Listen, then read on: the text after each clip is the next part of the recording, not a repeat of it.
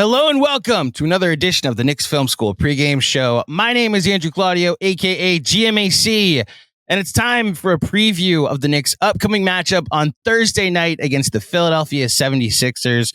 As of right now, what would be a preview of the first round of the NBA playoffs, the 4 versus the 5. These teams are separated by one win. The Knicks are 33-22. The Sixers are 32-22. We'll see how much of a preview this is because some players on both teams need to get healthy before we can actually understand how this matchup would go. And who knows if the standings that are pretty jumbled around this portion in the East stay the same. But it'll be good for the Knicks to play the Sixers again, and we'll see if the Sixers are looking forward to playing this version of the Knicks and whoever comes back healthy on Thursday. I should mention we are recording this on Monday of All-Star break, so that is February 19th. So any news that has happened in the last 3 days has not been addressed, will not be addressed because we're recording this before I go on vacation.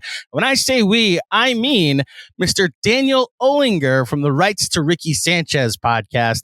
He's a writer for them over there. We've obviously had Spike and Michael on the pod. I'm happy to welcome another member of the Avengers crew that they have going on over there. Daniel, thank you for joining me. If I'm the third of the Avengers crew, am I like Hawkeye in this situation? Because, I mean... I'll let you decide which superhero you want to be. I figured you want to go at least Black Widow in that sense, or maybe even Thor at that. So does that mean that's their Cap and Tony in this situation? I would have to assume so, right? Like, so who's Nick Fury? Ooh, Sam Hinkie is technically Nick Fury, isn't he? That's actually, you're right, because he's the one responsible for it all, even though not everyone knows that. So yeah, that's a good... No, but thanks for having me on, Andrew. I'm happy to talk Sixers next day, even with like loud construction noise going on behind me in the background. But happy to talk about this upcoming game we have. Well, as am I. Unfortunately, I'm going to do something that I'm sure all Sixers fans, yourself included, Sixers journalists too, probably. Let's talk about Joel Embiid's health, just to start. Let's have the conversation at the beginning of the show. And, there will be an Embiid Knicks connection and a conversation we'll have during this portion of the show. But I do want to, just from the Knicks fans' perspective that just isn't in tune to what went on in Philly when the injury happened, the way he was playing, he was the MVP front runner. The Sixers for a lot of the year were up there with the Celtics for what the net rating was. What was the mood in Philly when he got hurt? It was in Golden State, correct? So here, that's the thing. So you have to follow like the timeline of the season, because basically after the first half of the season could not have gone much better. Like they had like their record was like slightly below the Bucks, but they had like lost a bunch of close games. And as is a theme, basically every game Embiid had been out, but we're like absolutely shredding teams whenever he played. They had gotten to 29-13 right after, because the 29th win was the 70-point game against the Spurs, where it was basically the peak of like I believe the call in the broadcast was Embiid at the peak of his power, which is what it felt like. Like just there is no answer for him at this moment. They were like on a 6-game win streak. Felt great. First game of the road trip, Maxi's out in Indiana, and Embiid lands weirdly on his knee. He keeps playing through it, but it's clear like, okay, he tweaked something in his knee.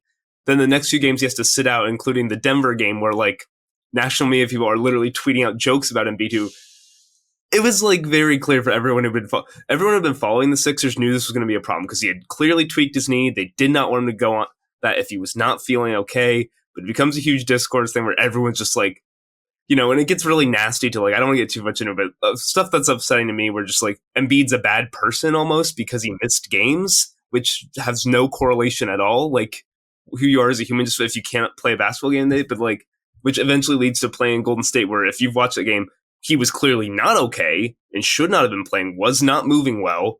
This is the same guy who had scored 30 points in every game for like 3 months, then could only get 12, was not jumping up and down right, and then eventually, Kuminga lands on his knee and another meniscus injury and he's out. So it's really just like, I would say it's kind of a thing where I think Sixers fans, and I mean, like I'm right about the team, so I don't know all of their feelings, but why can't we have nice things is kind of the feeling, because it just was so good. It's not like, oh, mad about this. Like as Sixers fans, will say this was the dream season, this was the year, but I'm sure that when it came to playoff time, if it was a tough second round series, they would still be a little worried about the team. Like, how couldn't you be?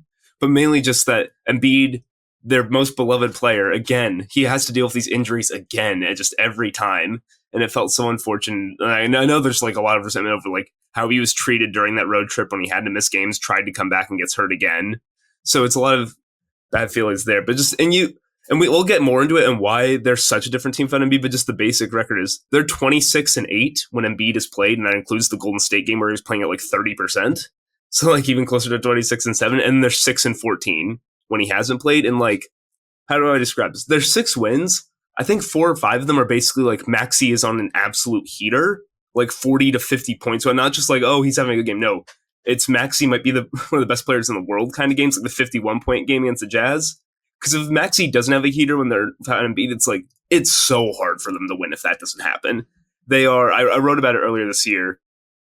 They're a very good team, and I think they're one of the best constructed teams around Embiid ever because they have a lot of like ceiling raising guys who are really good players, but their whole point is that they play off of Embiid really well, and they can't really raise the floor by themselves. And the best example is, I don't want to go too much of this monologue, but I think a good way to think about it is, like Josh Hart for you guys looks way better when he's playing off stars, because that's his whole thing is he brings a ton of value to a winning team, not much to a losing team, because all of stuff like adds on the margins. Then relate that to a guy like Nick Batum for the Sixers, who does a lot of the same things where when Embiid's not there, he's not really creating his own shot. He's not just doing that much. Like his whole point is that he's the perfect fit with Embiid. Just can hit shots when he's open off of him and also sets Embiid up perfectly and fills in the gaps defensively. But if Embiid's not there, it's like, yeah, he's not as important a player. So they're just in that situation where they're clearly just not the same team. They've looked better since they traded for Buddy Hield, definitely. But yeah, just they go from being like a top 5 team in the NBA to one of the 10 worst teams in the NBA usually when Embiid's not playing. So let me start here and just personally apologize, because I think I was one of those people that was frustrated the day of the Denver game. That was the day after, which is ironic that this is how the sequence of events went. It was the game after, I should say, because the Knicks had the early game. They were the 3:00 game, and the doubleheader was Embiid Jokic. And I actually made like a Saturday out of it. I went out to Long Island and hung out with my dad, and I build it as like, hey, we'll watch the Knicks play the Heat, and it's a rematch of the playoffs. And the Knicks are rolling at the moment, and then we'll watch Embiid Jokic. And like that injury diagnosis ruined our Saturday. And I was very selfish in the moment and may have fired off a tweet or two. And I think anybody that had the introspection I did then turned on the Golden State game, was like, oh, he's actually hurt. And, you hope that you don't, you have some reflection and you're like, oh, so this, at the end of the day, you have to recognize that maybe not every time that an entertainment thing doesn't go your way, it's not like a personal attack at you. Maybe it is that the 7-footer was dealing with a knee injury. And look, I am curious when he potentially comes back, what he looks like, on the other side of a meniscus surgery. But in the meantime, I guess my question would be, like, you mentioned they're 6-14. I'm not comparing them to Brooklyn like last year, because Brooklyn, they were cruising with KD and Kyrie, and then there was a trade that happened. But they felt like an undeserved 6 seed. I look at the Sixers, and while they're the 5 seed at the moment, they're obviously somewhat falling. Does the seeding matter to you going into the playoffs, or is it just kind of like, even if we're a 7 seed and Joel's back, I still think the ceiling of this team is pretty high? Yeah, I get what you're saying there, and you're definitely, trust me, you're right about Brooklyn, because I watched the Sixers play them in last year's series. That was a very easy first round win. The Nets just did not have anything for them.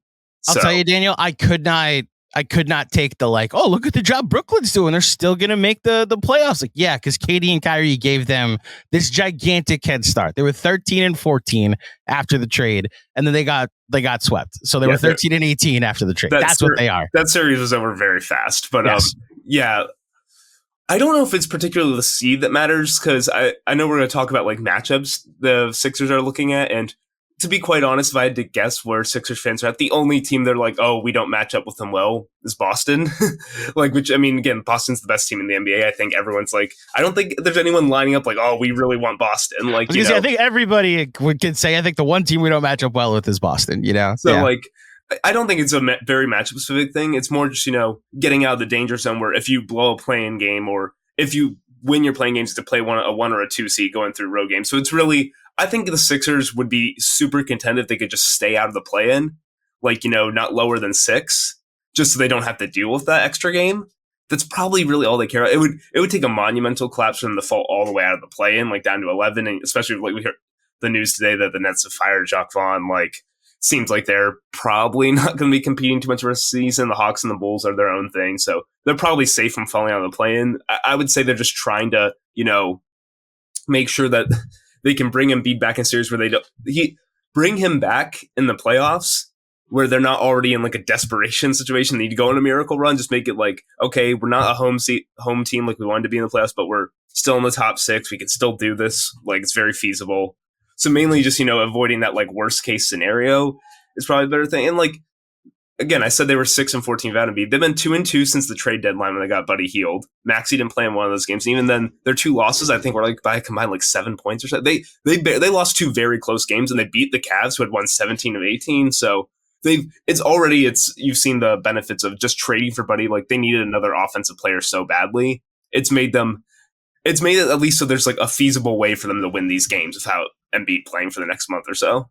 I think the caution I have with talking about Philadelphia and what they could be the rest of the season is just, it's not even necessarily like them surviving until Embiid comes back, but like Orlando and Miami's schedules are like cake the rest of the year. Orlando has the easiest schedule. Miami has the 3rd easiest schedule remaining. And so even if you're saying they're 2-2 since the Buddy Hield trade, maybe even if it levels off and they're like 7-7 in their last 14, if Orlando and Miami go something like 10-4, 11-3, because they're playing the Pistons and the Wizards and these teams that are unprecedentedly bad at the bottom of the league this year, that's why I'm curious, or that's why I was asking, like, if they end up as a 7 seed, which means they avoid Boston, is that like the best worst case scenario, I think they'll, again, like, obviously they would want to stay on the plan, but if it comes to they're in the 7-8 game and can get that 7 seed and just stay on the opposite side from Boston, I think they're like,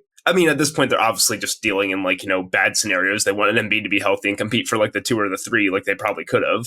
So at this point, I think you're all right that just as long as they can get that 7 seed and stay away from Boston until, potentially the 3rd round if they ever got there, I think they would, like, say it was like right now it'd be like Cleveland 2, Milwaukee 3. I don't know, let's say Orlando or Miami, one of them is 6, and you tell Philly they're 7. I think say like, yeah, it's not easy, but we'll take it. Like we think we don't think we're outclassed by any of those teams.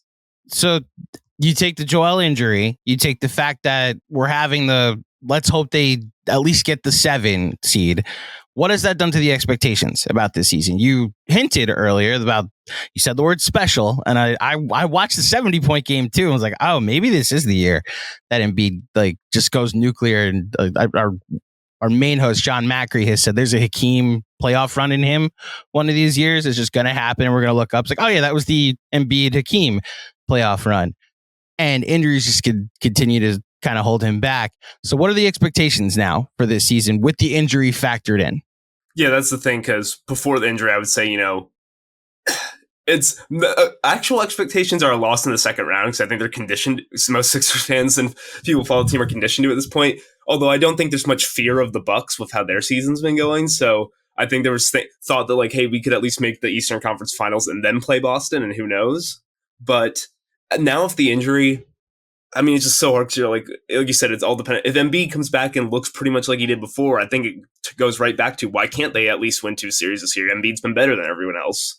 But if he looks worse himself, it's probably like they're topping out as, unfortunately, again, a 2nd round team. Like, I don't think the expectations are super high anymore. Just, I think people know, like, it's just the reality of the situation is Embiid got hurt again.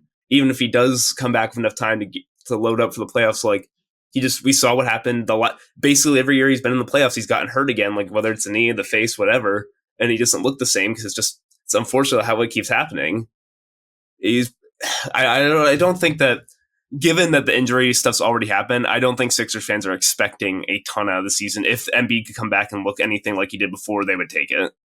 So then when you add the context that Embiid got hurt, looked amazing before he got hurt, that this team had kind of figured out life after James Harden and created a new identity that just kind of centered around Joel, and who knows what the Buddy Hield situation could yield. And I know he's an expiring contract, I believe.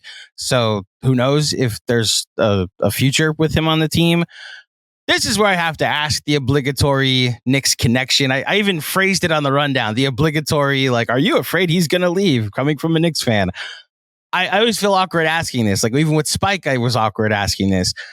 I just am curious. What's your percentage in fear that, like, he's going to be the next star that asks out? Oh, it's very minimal. Like, So pretty, I know, just real quick, the Knicks fans that are like, it's this summer we're getting Embiid.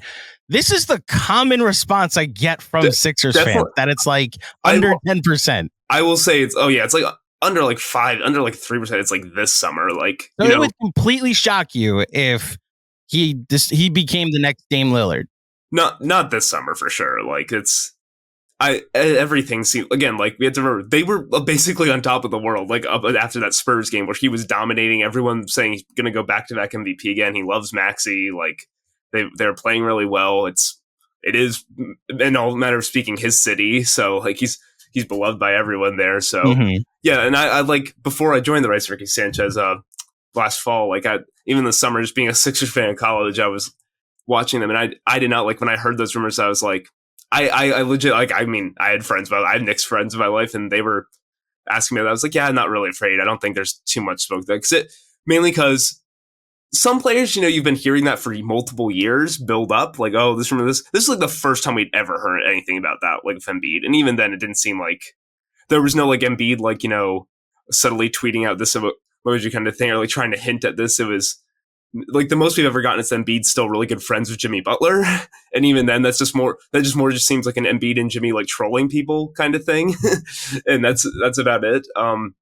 So yeah, I really, like, I hate to let your listeners down, but I really don't think, how about if the Sixers lose 2 to 3 more second round series again over the next 3 years, then get back to me and I might have a different answer. As for right now, I would say that's just, again, I think every single Sixers fan's concern about Embiid right now has to do with the health of his knees. So then let me ask you about the concern about his health, the health of his knees. Take the your word, not mine. Delusional Knicks fan, right? Like, I'll credit you with that. That is like, we're going to trade for Embiid this summer, right? Sixers fans do. Every fan base has delusional fans. You don't say. Yes, but take the ideas for other teams trading for him that may have concerns about trading for someone with an injury history like his. What is your concern level with the fact that he's going to be 30 going into next season? I believe going to be 30 going into next season, and he's a big man. He's got a lot of miles on him. Like, what is your injury concern with his injury history? More so to the extent of, like, can he survive 4 playoff rounds if he ever does have the perfect team around him, Yeah, no, I think Nick Nurse gave a really good quote on it. It was around it wasn't Nick. It was Daryl after, like, the trade deadline, Daryl Morey. They were asking about stuff like with Embiid's knee and, like, how did, like, his injury affect the trade deadline? And Daryl said essentially, like, everyone talks about, like, the best ability is availability. And he's like, I don't really believe that. He's like, I would rather have a guy who has to miss some games, has these injury problems, but when he's out there, his ability, like, on the court stands out from the rest. So it is, like, it's obviously a concern. Just how is Embiid going to age? Can he hold up for long enough? There's all the talks of this. They have to go to, like, the last few years. He's not doing it this year, but when Kawhi and the Clippers of Kawhi's degenerative knee condition and, trying to rest him all up for the playoffs. So maybe that's the time you don't know where him at during the regular season. But you have to every player's going to have their drawbacks eventually. Like, like the few in NBA history who don't are like LeBron and Steph, who are, like, 2 of the greatest ever play the game. It's really hard not to have, like, certain shortcomings. And Embiid's, the injury stuff, but he is one of those. However you want to rank it, I would say he's one of the 5 best players in the world. Even if you want to say he's at least 10, I think it's pretty non-negotiable that he's one of the 10 best players in the world. And it's really hard to get one of those guys on your team. So I would rather have that guy with his injury concerns than, like, not have that guy. So just generally speaking, I am, like, it's not like I'm not concerned about it in terms of what it can mean for the future success of the Sixers or the future, how Embiid plays in the future. If, say, after this meniscus situation, like, we know it seems from the reports that he tried to get it repaired instead of removed so that he could come back for the playoffs. I'm not reporting, I'm just like speculating. So like, if anyone's followed the Embiid injury case this year, it's like there are very few specific details are being leaked about it. It all seems very vague and mysterious. But if Embiid comes back and his knee just isn't the same, he doesn't look like the same player, it's a bummer. But you have, like, this is again going all the way back to Sam Hinkie. The whole point of this is to get one of those like superstars who can win you the title. And Embiid, even though it hasn't happened yet, I think he is that talented a player. He could do that. So you have to just take his injury risks into it and accept that's who he is. But when he's healthy, he's that special. So you just kind of have to live with it. So speaking of the mystery around Embiid, this will be the last thing we talk about him before we talk about the basketball game on Thursday. What is the expectation? Is he coming back this season? Do Sixers fans expect to see him back this season at somewhat level of 100%? Yeah, I said it was, but I'm not going to again, make sure I'm not reporting anything or saying we're just speculating. Your as much informed opinion, yes. The average Sixers fan, like the average person following the Sixers, would probably guess he'll be back like right before the playoffs, because that seems like most of what they're hinting at. Because in all the trades, like you said, trading for Buddy Hield at the deadline, expiring contract, who I think they want to bring back, like because they like him and he's been good, but also clearly like a push to make the team more sustainable and not completely fall without Embiid now, but also a guy who can pair with Embiid when he's back.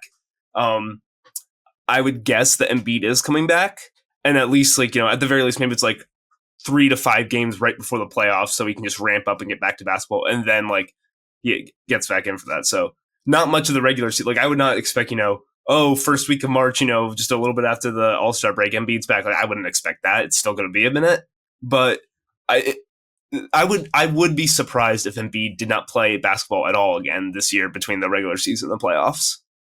Well, we'll see what version of Embiid we get if and when he comes back. This leads into a question for you to ask me a question if you have any, like your thoughts on the Knicks, your questions about the Knicks and what's happened since the Anunoby trade. And it's weird. We're kind of in like the third version of this season for the Knicks. There's the pre-Anunoby trade. There's January after they traded for Anunoby. And now there's just this walking wounded team that's been dropping like flies and just trying to survive until the team gets healthy again. Your thoughts or questions on the New York Knicks? Yeah, mainly it's just, I've been watching them some, but just how the offense, like you said, with this wounded version of the team, is how the offense is kind of functioning without OG and Julius out there. Because I think defensively, obviously, it's probably not. Obviously, OG is a huge part of the defense, so that's going to drop off. But I think stylistically, they're still playing a lot of the same defense that like Tibbs just generally does. It's just kind of his thing. So I don't think there's a huge stylistic change. I would be curious, how on offense they've looked and just how much. Obviously, it was already a lot of Brunson and Randall ISO and pick and roll, but if it's just more like Brunson and the 4 guys around Brunson, or if they've leaned into more like stuff for those other guys and try not to like overload Brunson. So there's 2 answers there. There's the immediate January version, the one that you saw when they went up to Philadelphia, and a lot of threes, a lot of cutting, a lot of transition. There's still a lot of Randall and Brunson ISO, but it's to create looks for other guys. Randall in particular, like Anunoby probably from a two-way impact is missed the most, but the gravity that Julius Randle would create, the catch and shoot opportunities he'd create for Brunson on 3. That's, I think, where they sorely miss him on offense. I think the difference in now, which we won't see, honestly, they're still getting used to life after the Alec Burks and Bojan Bogdanovic trade, is they have the chance to go to like Brunson with 3 shooters plus Hartenstein, Brunson plus 2 shooters if they want to put Josh Hart on the floor. I can get frustrated at times with some Tibbs lineups that feature like a center, Precious Achiuwa, Josh Hart, and it's just Brunson and DiVincenzo as your only like shooting threats.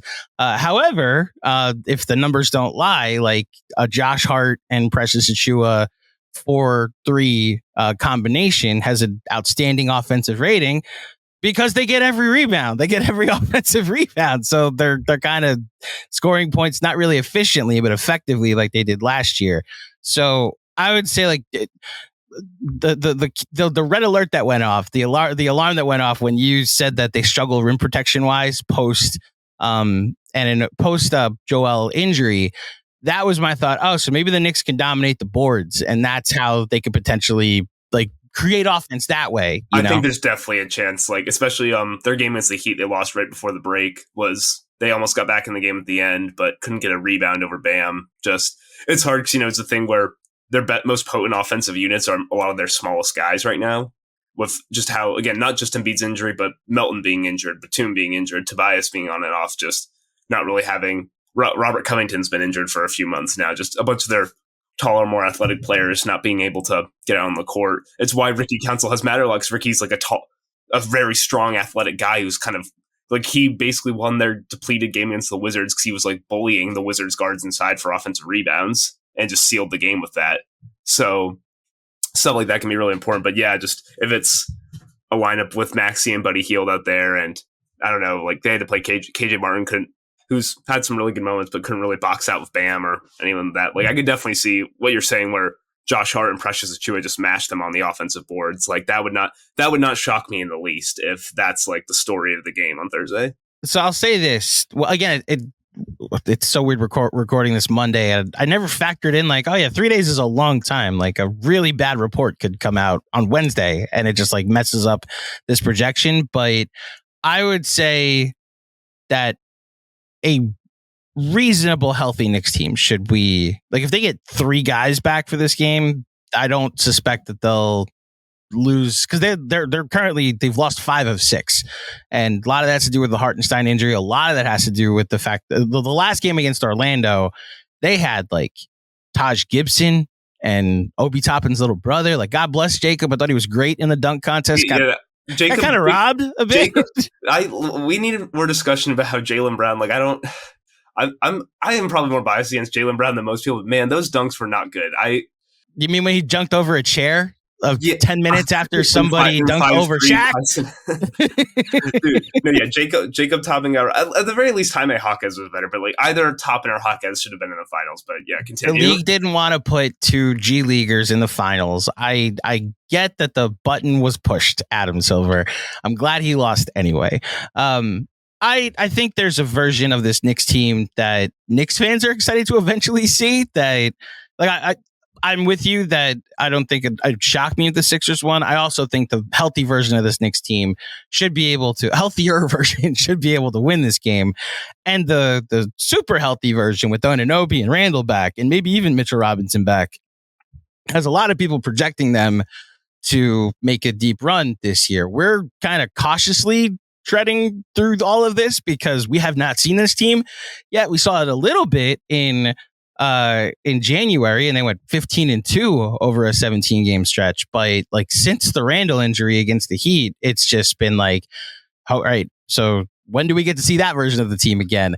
If I could ask you from a Sixers perspective, who scares you the most? Obviously, we've said Boston is 1.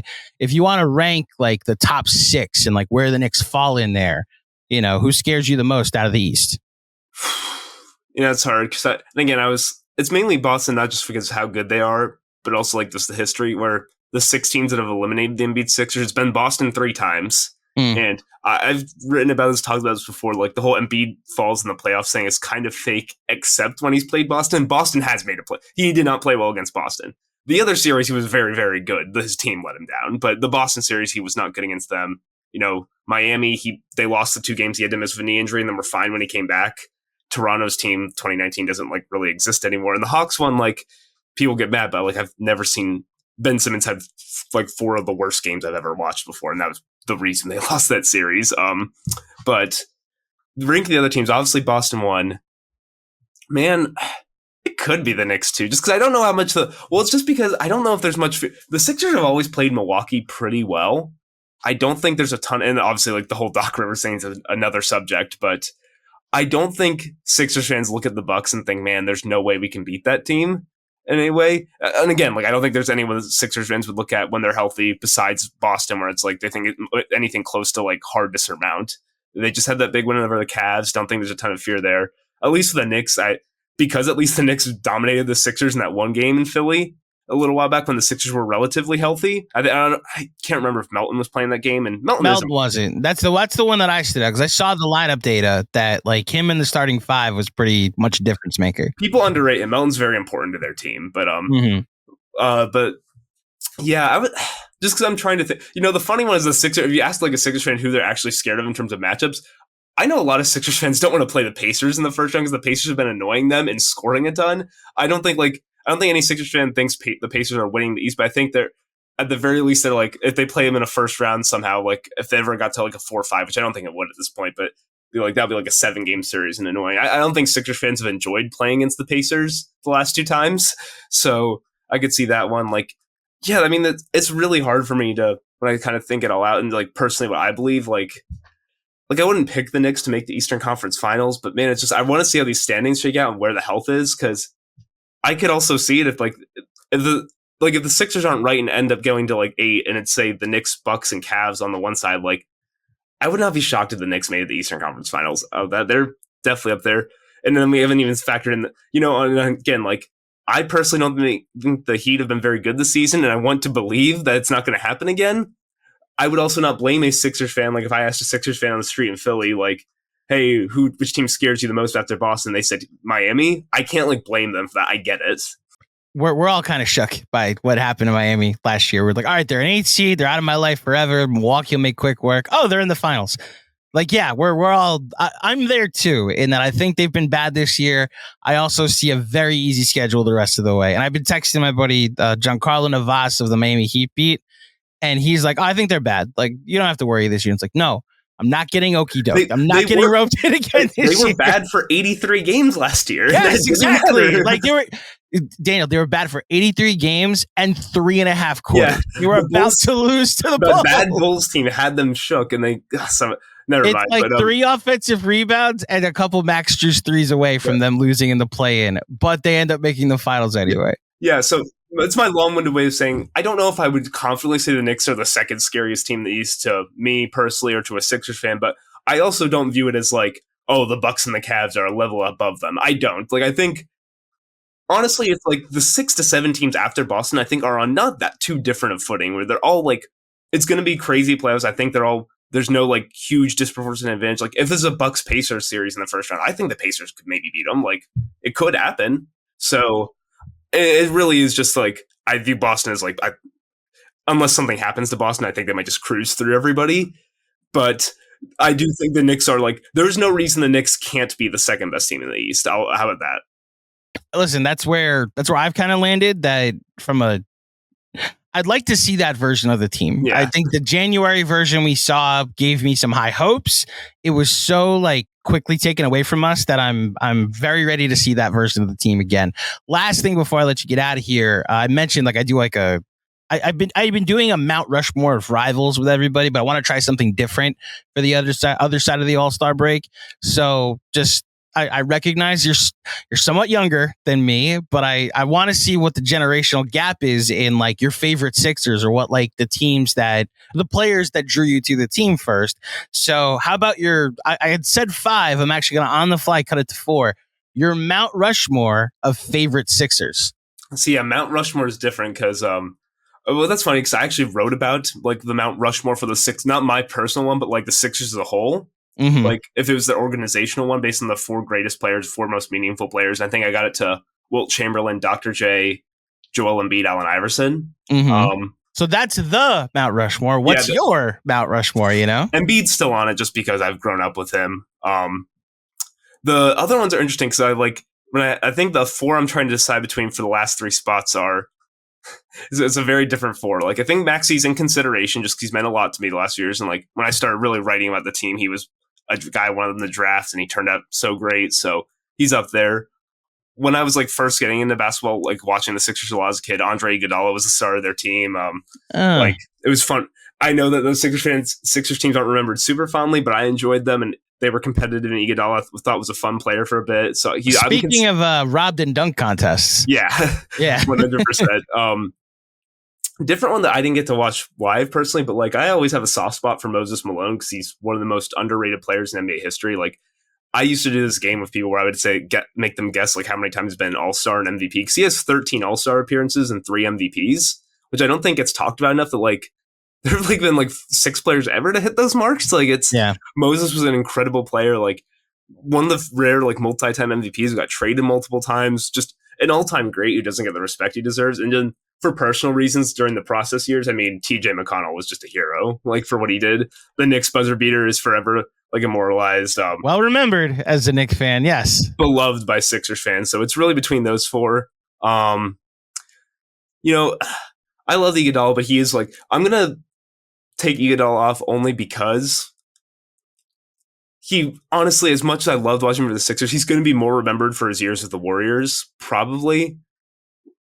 Like, and I guess you could say Moses, like his years with the Rockets, but I think most people remember Moses as a Sixers champion and the MVP of the 83 team. So I'll give him, and I want to highlight Moses as one of the older players. So for me personally, I'll say Embiid, Tyrese Maxey, TJ McConnell, and Moses Malone is for four very different players. Hey, if you wanted to keep Iguodala on there, on my personal Mount Rushmore, like Jamal Crawford's there, and it's solely because of when I finally was able to drive and go to New York City by myself. We'd go to Knicks games and we'd wait outside, and he would be one of the few that stopped to sign autographs. He was also like a bucket during a decade where the Knicks didn't have a lot of guys that got buckets. So everybody's list is personal and different, and what makes it cool. Daniel, thank you so much for joining me today. Before you get out of here, please let the fine folks at home know where they can find you and all your stuff. Yeah, Andrew, thanks so much for having me on. It was a great time. And yeah, you guys can follow me on Twitter, X, whatever you call it, at Dan_Olinger, as Andrew was very kindly put up on the screen there for those watching.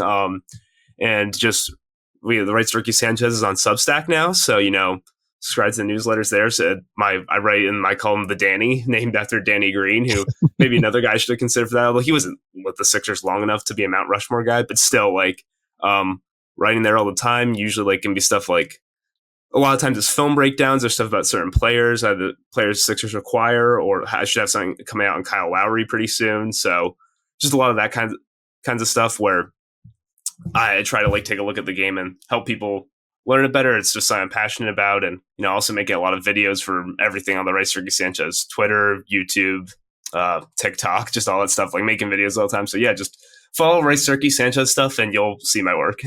Yeah. Long Island's own Danny Green, by the way. Yeah, the local boy here in New York. Daniel, again, thank you so much for joining me. Good luck in every game except Thursday and then the other times that they play the Knicks the rest of the season. So thank you so much for joining me. And thank you, everybody, for tuning in to this edition of the Knicks Film School Podcast. The Knicks Film School pregame show. I will be back on Saturday with an episode that's also pre-recorded. I apologize in advance if something happens in the Sixers game that changes the stakes.